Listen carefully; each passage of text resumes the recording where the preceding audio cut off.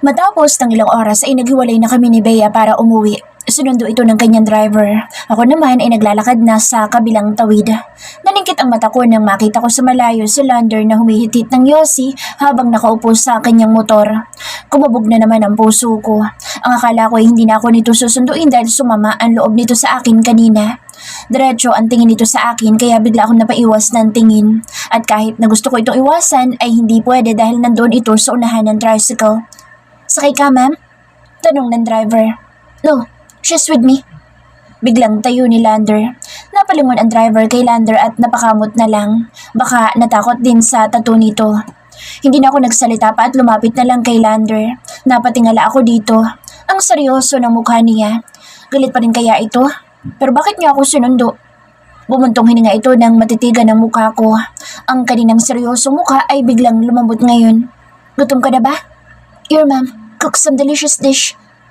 "Ah?" Parang walang tampuhan na nangyari nang buhatin ako nito sa kanyang big bike. Pagkarating ko ng bahay ay hindi na sumunod si Lander dahil may gagawin daw ito sa kanyang bahay. May nakahanda na isang pinggan sa lamesa. "Tita Tina!"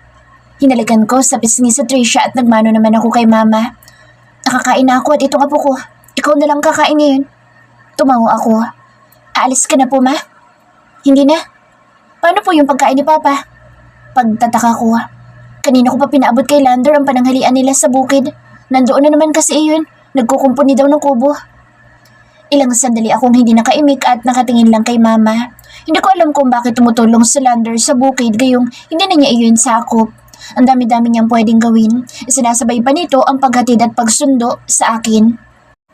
Nagbihis ako ng damit at pagbaba ko ay saka ako kumain. Sinigang na baboy at pritong isda ang ulam.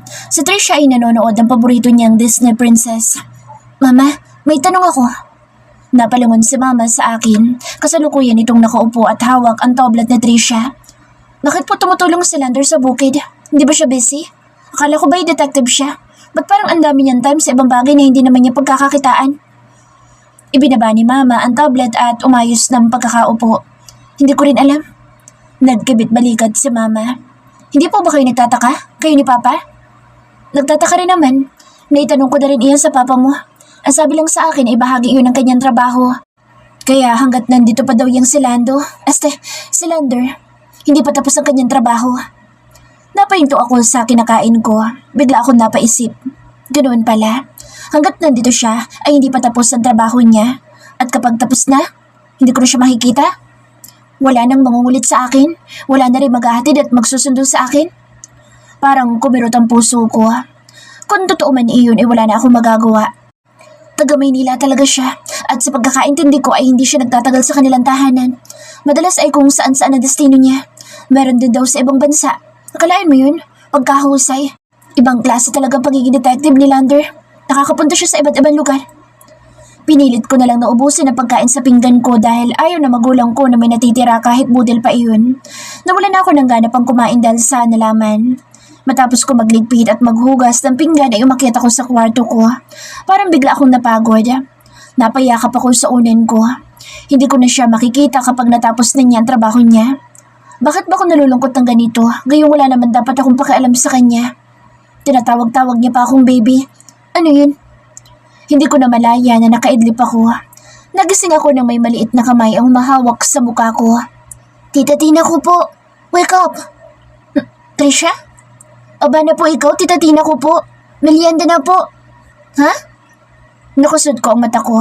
Napatingin ako sa orasan. 3:00 na ng hapon pala.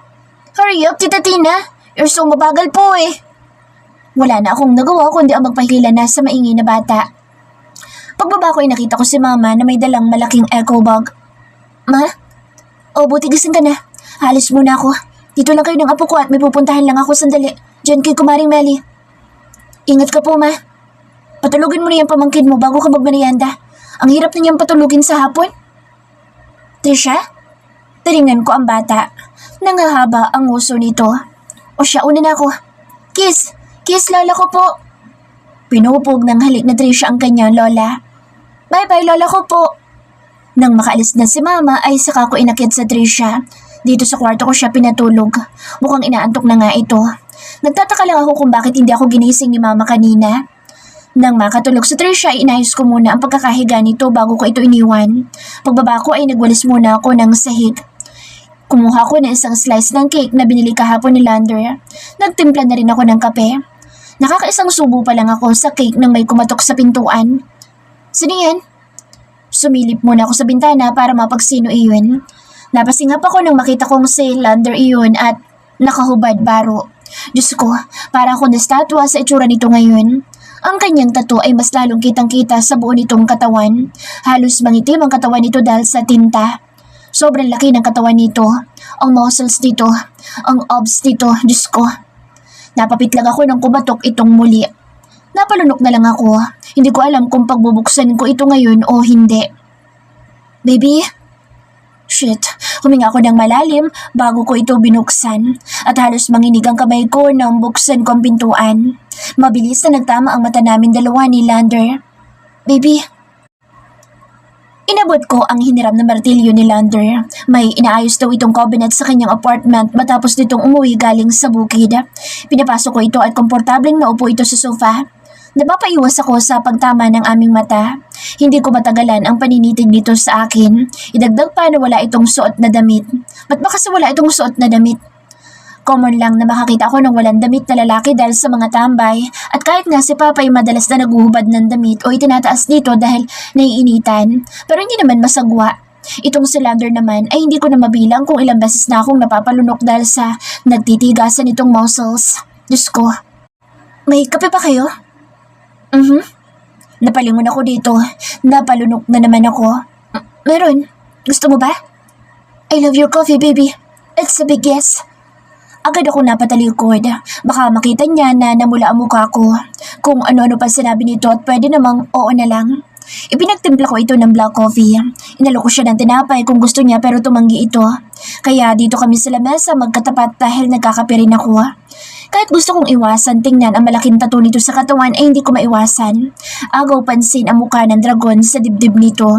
Kulay itim na may halong pula ang tattoo nito. May iba't ibang maliliit din na tattoo na parang doodles na sa paligid noon na halos dikit-dikit kaya parang maitim na ang buong katawan nito. Ganoon na rin ang likuran ni Lander. Isang agila at leon. May nakasulat na ibang lengguwahe na hindi ko maintindihan. Ang mas nakakabahala pa ay ang kalahati ng espadang tattoo na nasa kaliwang bahagi ng V-line niya. Kung wala lang itong suot na pantalon hanggang saan kaya aabot ang tusok ng espadang iyon. Diyos me, Yutina, kay babae mong tao. Hindi ba masakit magpatato? Hindi ko na napigilang magtanong. Hindi nilulubayan ni Lander ang paningin sa akin kahit tumihigop ito ng kape. Nung una, but later on, hinahanap-hanap ko na ang sakit. Masarap, nakaka-addict. Napataas ang kilay ko. Kaya pala halos wala nang mapaglagyan sa katawan mo. Tumaas ang sulok ng labi nito. It was satisfying. Sabay na tumaas ang makakapal nitong kilay sa akin. Itinaas nito ang kanang braso at ipinatong sa sandalan ng isa pang upuan. Kaya mas lalo pang lumantad ang malabatong pandesal nito. Ano kayang feeling mahawakan ng obs nito? Ilang taon ka nag-umpisang magpalagay ng ganyan? Tanong ko pa at baka kung ano pang maisip ko. After I graduated in college. Hindi na ako nagtanong pa ng kasunod. Ito noon ko na ang pansin sa cake at sinamot iyon. Makaramdam ko'y hinihigop ako ng kanyang dragon. Bala ko pang magdagdag. Dugtong pa ni Lander. Napataas ang isang kilay ko. Napahigop ako ng kape at inisang lago ko na lang iyon na parang tubig. Buti hindi strict ang parents mo. Ibinaba ko ang mug sa harapan ko. Gamit ang kanang kamay, inapahawak ito sa kanyang makapal na buhok. Ang buhok niya sa totoo lang ay maganda. Makapal ang bawat hibla na tuwid na tuwid. Kung sa ibang babae pa ay perfect na buhok iyon at hindi na kailangan pang mag-rebond. Pero kay Lander ay simpleng hawi-hawi lang ay napapasunod na ang buhok. Ayokong magsinungalin pero ang gwapo niyang tingnan. At nakakabwisit iyon. Simpleng napangiti ito at umiling. My mom loves my tattoos, but my dad hated them and wanted me to remove the tattoos. But later on, he agreed, but with one condition. Condition? Tumango ito. I should quit my job, whether I like it or not. Gulat ako na patitig sa mukha ni Lander kung nagbibiro ba ito o hindi. Nakangiti man ito pero ang mata naman niya ay seryosong nakatingin sa akin. Talaga? Tinanggal nito ang kamay sa buhok at inabot ang mug at inisang lagok na rin ang kape nito. Paano ka na? Ibinaba ni Lander ang mug at inayos ang pagkakaupo. Tumaas ang isang kilay nito at parang may nakakalokong ngiti sa labi. What do you mean? Paano ka na mabubuhay kung wala ka ng trabaho? Curious na tanong ko. Binasa ng dila ni Lander ang kanyang labi na parang nangaakit habang hindi nilulubayan ang mata ko bago ito nagsalita. Bala ko nang manirahan dito at maging magsasaka habang buhay. Biglang sumeryoso ang mukha ko. Hindi ko alam kung nagbibiro ba itong si Lander o seryoso pa rin dahil gusto nitong maging magsasaka. Hindi dahil minamaliit ko ang trabaho ng farmers dahil yun ang hanap buhay ng papa ko, pero itong si Lander ay parang ang sarap niyang sapakin. Seryoso kasi sagot mo? Ngumisi ito. Walang masama sa pagiging magsasaka. First time kong samahan si Sir Casiano at napabilib ako sa mga ginagawa nila kaya gusto ko na mag-change career. Ewan ko sa'yo. Tinaliman ko ito ng mata at saka tumayo. Kinuha ko ang platito at 2 mug para ilagay sa lababo at nang mahugasan na. Tinalikuran ko sa Lander dahil ang lakas ng trip na naman ito. Ano akala niya maniniwala ako sa mga pinagsasasabi niya? Palaging may halong pagbibiro kapag kausap mo ito. May kailangan ka pa ba? Tanong ko dito matapos kong maghugas. Pilit akong seryoso kahit na sa loob-loob ko ay gusto nang matunaw ng 2 tuhod ko dahil sa paninitig ni Lander sa akin. Kung ibang tao pa siguro ito ay baka binigwasan ko na sa muka. Umiling ito. Gusto ko na itong paalisin dito sa bahay lalo pa at 2 lang kami dito.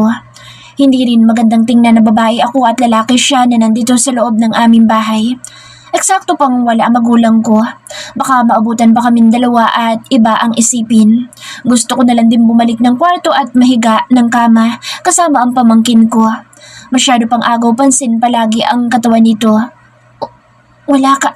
Nabitin ang pagsasalita ko nang makarinig ng kalabog sa itaas ng kwarto. Narinig ko ang malakas na pag-iyak ni Tricia. My God! Parang tinakasan ako ng kaluluwa at bigla akong napatakbo at kulang na lang ay liparin ko na ang kwarto ko. Tricia! Nakita ko na lang na nakaupo na sa Tricia sa lapag at umiiyak ng malakas. Malakas ang kabog ng dibdib ko sa takot kaya mabilis ko itong dinaluhan. Are you okay, baby? Boses iyon ni Lander na hindi ko napansin na sumunod pala sa akin. Agad kong kinarga sa Tricia na halos walang tigil sa kakaiyak. Mukhang nahulog ito sa kama sa pagkakatulog. May harang itong unan pero mukhang nasipa nito iyon dahil nahulog din iyon. It's okay, it's okay. Are you hurt? Panay ang tanong ko sa bata pero ito ay panay lang ang iyak at masakit sa tenga ang pag-iyak nito ng malakas. Bumaba kami ng kwarto habang si Lander ay nakasunod lang sa amin. Inalo-alo ko si Tricia at pinunasan ang mukha nito na naghalo na ang luha at pawis. Nagabot ng 1 basong tubig si Lander kaya pinainom ko iyon sa bata. Ayaw pa at pahirapan pa itong uminom dahil sa matindi nitong pag-iyak pero nakainom din kahit papaano ng konti. May masakit ba sa'yo? Sana masakit? Pag-aalalang tanong ko, baka napilay na ito o kaya tumama na ang ulo sa sahig. Kinapa ko ang ulo nito kung may bukol ba pero wala naman. Pero namumula ang noo nito at may maliit na bukol na mukhang doon tumama. Hindi nagsasalita sa Tricia at patuloy lang ito sa pag-iyak. Mahigpit itong yumakap sa akin at tsak na nasaktan at natakot. Dalhin natin siya sa ospital para makasiguro tayong walang masamang nangyari sa bata. Napaangat ang mukha ko kay Lander. Nakaramdam din ako ng takot para sa pamangkin ko at ganoon na rin sa magulang at mas lalo na sa kapatid ko. Baka biglang mapauwi iyon nang wala sa oras kapag nalamang may masamang nangyari sa anak nito. Bala kong tawagan si mama pero nasa kwarto ang cellphone ko. Tumayo ako habang inaalo ko pa rin sa Tricia. I'll call your mom. Napatingin ako kay Lander. Nagkakapay ito sa kanyang bulsa at napamura ng mahina. Naiwan ko sa bahay ang phone ko. Sinundan ko ng tingin si Lander na lumabas ito ng pintuan. Saglit lang ay nakarinig na ako ng pagbukas ng gate. Pero minuto lang ang lumipas, biglang pumasok si Papa at mukhang nagmamadali pa ito. Kasunod nito si Lander. Pa, ano nangyari sa apo ko? Agad na lumapit si Papa kay Tricia pagkababa nito ng kanyang gamit. Lumakas ang pag-iyak ni Tricia. Lolo! Kinuha ni Papa sa Tricia sa akin at ito ang nagpatahan. Naikwento ko ang pagkakita ko sa bata na nasa ibaba na ng kama. Hindi nagsalita si Papa pero alam kong galit ito. Kaya nakakaramdam ako ng takot at kaba. May kasalanan din ako dahil hindi ko agad nabalikan ng pamangkin ko na malikot sa pagkakatulog. Tawagan mong mama mo. Opo. Agad ako umakyat ng kwarto. Mabilis kong kinuha ang cellphone at tinawagan si Mama. Nakaisang ring lang ay sinagot na ni Mama. Naikwento ko ang pagkakahulog ni Trisha at halos mataranta si Mama kaya nagpaalam na ito sa kanyang kumare para makauwi na. Pagkababa ko ay si Papa ang naabutan ko habang nakatayo pa rin at karga para aluin ang kanyang apo. Hindi na umiiyak ng malakas si Trisha pero humihikbi pa rin. Mabuti na lang at dumating si Papa para kahit paano ay tumahan na ito. Hindi nagtagal ay dumating si Mama na labis ang pag-aalala sa muka. Kinuha nito ang bata at chinek kung may bukol pa sa ibang parte ng ulo. Lahat kami inapatingin sa pintuan nang pumasok mula roon si Lander. May suot na itong polo shirt. Dalhin na po natin ang bata sa malapit na ospital dito. Mukhang nagulat si Mama kaya napatingin ito kay Papa. Bakit nadalhin sa ospital? Malubabang pagkakabagsak nito, Tina? Napatingin si Mama sa akin. Hindi ako nakasalita dahil hindi ko rin alam ang isasagot pero malakas ang pagkakalabog sa itaas kanina. Papatingnan po natin sa doktor para siguradong wala pong pinsala sa bata. Ma'am, napatingin ako kay Lander. Siya ang sumalo sa akin. Maraming salamat, Lando. Sang-ayon si Papa kay Lander para makasigurong walang masamang natamo sa ulo ni Trisha.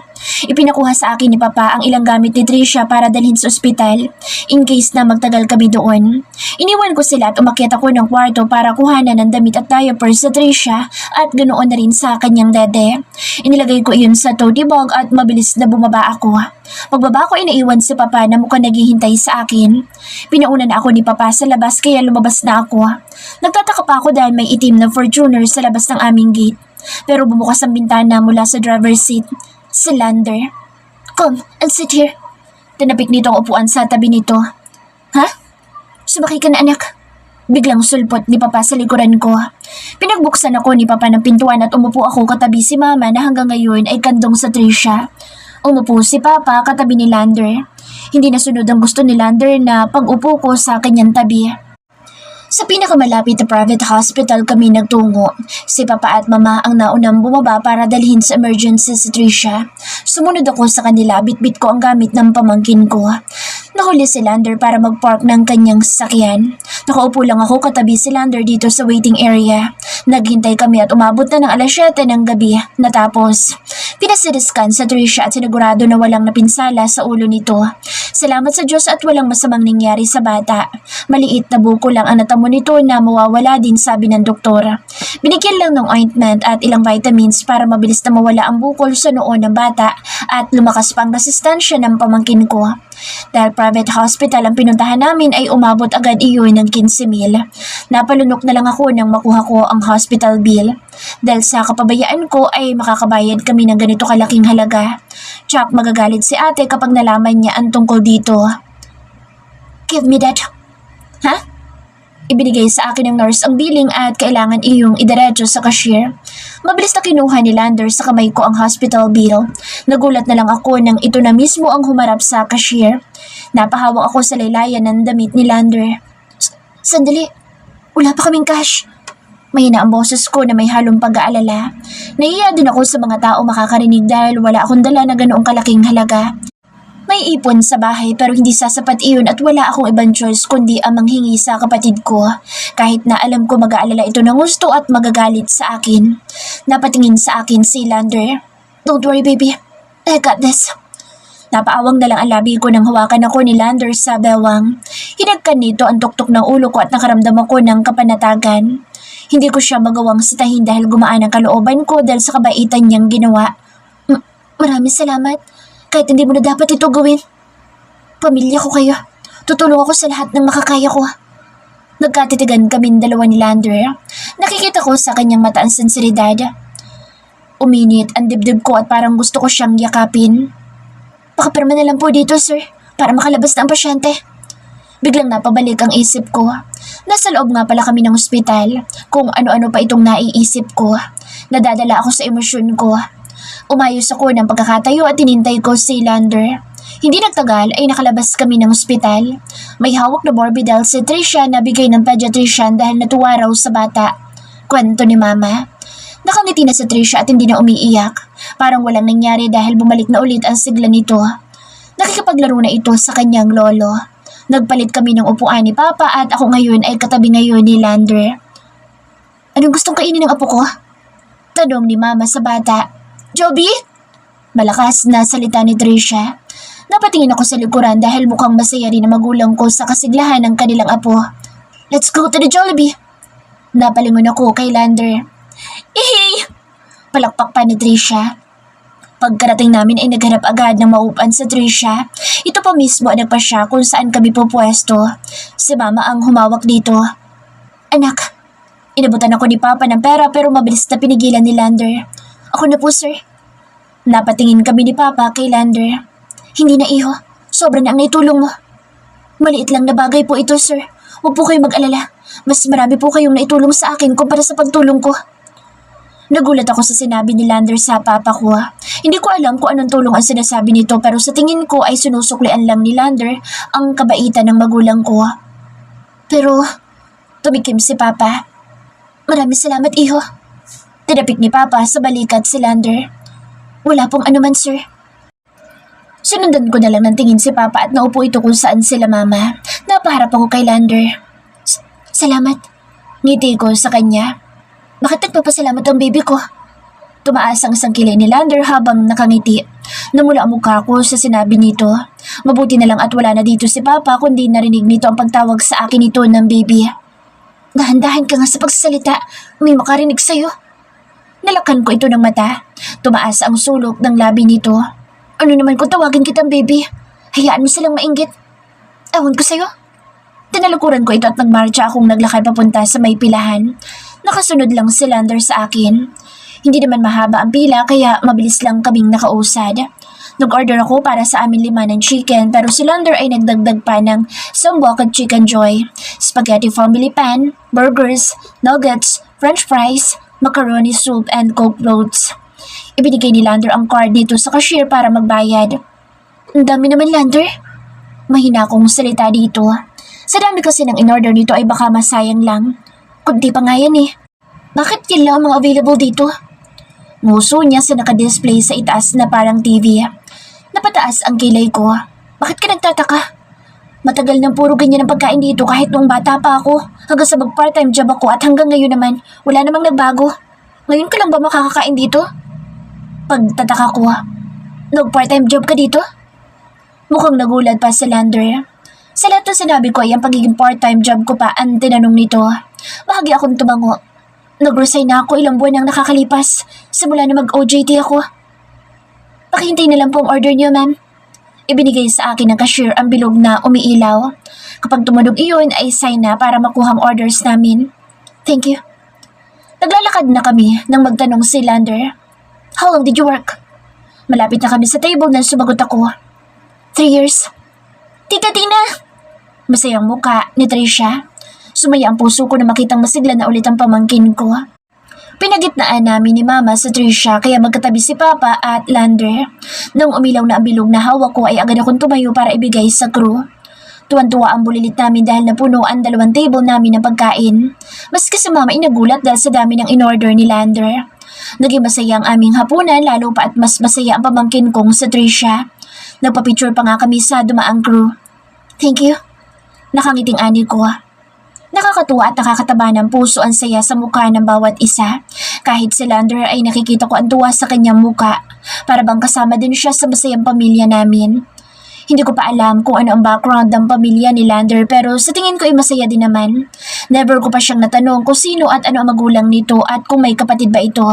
Nakakahiya rin at baka ayaw nito mapag-usapan. Napapanggit naman niya kahit paano ang tungkol sa magulang nito at sa tingin ko ay mukhang hindi sila mahirap na tulad namin. Siguro nakakaangat sila sa buhay dahil kung magsalita pa nga itong si Lander ay may aksan paminsan at kung manlibre pa ay galante na para bang hindi iniisip kung may makakain pa ba siya kinabukasan. Pero sa profesyon nito, tiyak pwede na itong gumawa ng sariling pamilya. Nagtataka lang din ako sa edad nito ay pwede na itong mag-asawa at magkaroon ng anak pero ang sabi niya nga ay mahilig lang siyang makapag-flirt at mukhang hindi pa rin siya nakokontento sa tattoo niya at balak pang magdagdag. Ay naku, gising Tina. Hayaan mo na si Lander sa buhay niya. Baka maghulog ka pa lalo sa kanya nang wala sa oras. Napabalik na lang ako sa tamang pag-iisip nang hindi ko namamalaya na nakarating na pala kami sa aming bahay. Binuhat ni Papa sa Trisha at sumunod si Mama. Ako naman ay naiwan na sa labas para magsara ng gate. Si Lander kasi ay ipapark pa ang kanyang sasakyan. Nalaman ko lang na kanya iyon ang magkwentuhan si Papa at Lander sa daan. Matagal na raw ang Fortuner niyang iyon at bihira lang gamitin dahil madalas daw ay ang kanyang big bike lalo na kapag magjo-duty dahil mas mabilis daw siyang nakakagalaw. Hindi ba niya naisip na mas takaw disgrasya ang pagmumotor? Gusto ko sana sumabat pero naunahan lang ako ng hiya at baka isipin pa nitong si Lander ay masyado akong concerned sa buhay niya. Wag na lang. Pagkapasok ko ng bahay ay inilak ko na ang pinto. Inilagay ko sa refrigerator ang inuwi namin pagkain na hindi naubos. Sayang kasi lalo pat ang iba'y hindi pa nakain. Pwede ko pa naman ngang ibaon bukas sa school ang 2 burger. Iinitin ko na lang. Bakit na ako ng hagdan nang bumaba si Papa?